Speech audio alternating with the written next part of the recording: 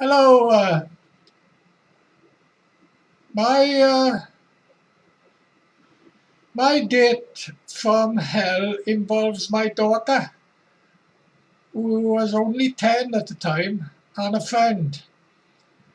Now, I'm 66 now, and I'm going back over 16 years ago, when I was only 47, 48, and I met this woman in a pub only the day before,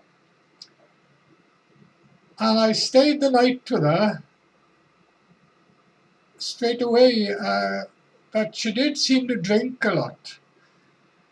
And that was the first sign, really, that I shouldn't have got so involved. But she seemed so nice and lived in this mansion of a house, very posh house, but that split up with a husband who was trying to get out of the house.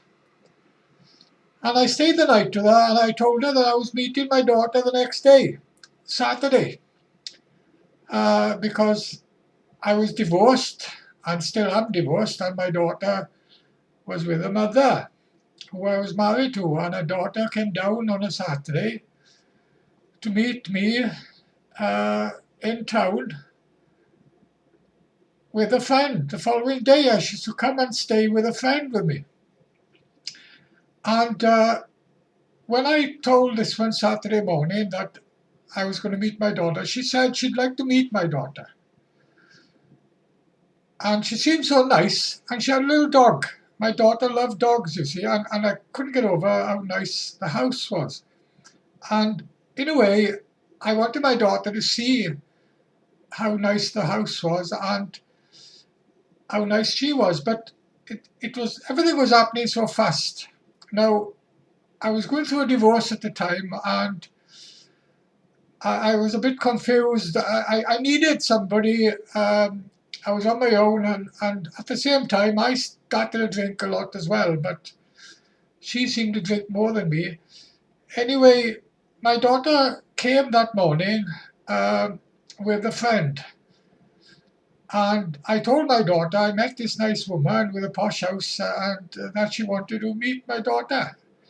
And my daughter said, "Oh, can we go and see her? Can we go and see her?" My daughter was all excited now that I met a wealthy woman, because she was well off. She was very wealthy.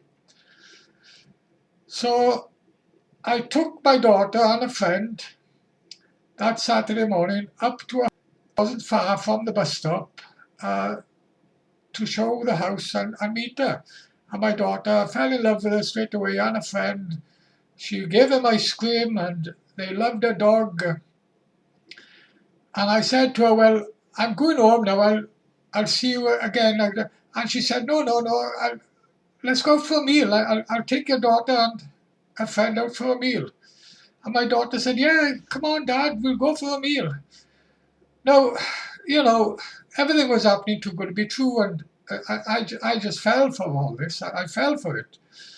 It was a tonic I thought I needed. So we went out for a meal, and of course we started drinking, and the alcohol started getting to my head and to her head. And as the day went on, I said, "Right, we'll go home now, and we'll see you again tomorrow."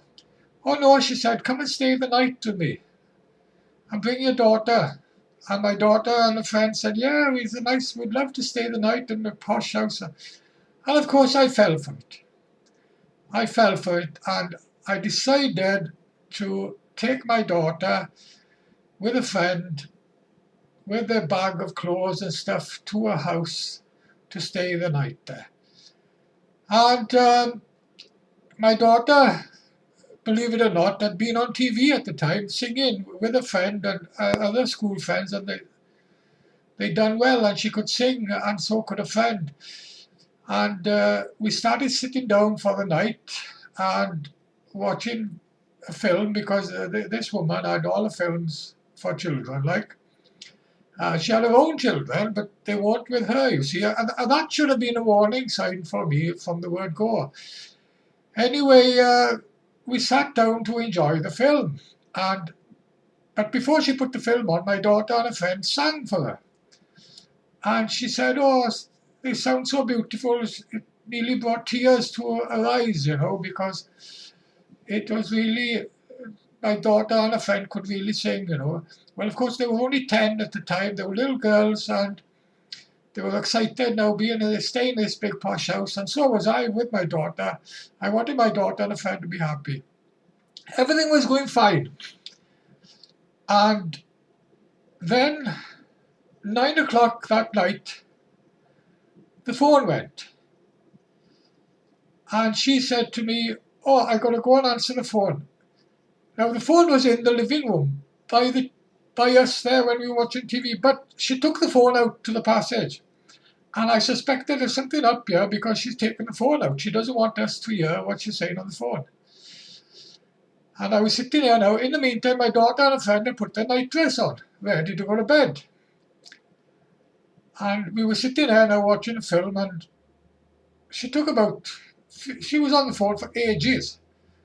And after about 50 minutes, she came in, and she said to me and the daughter, she looked at us and she said, you better go, she said.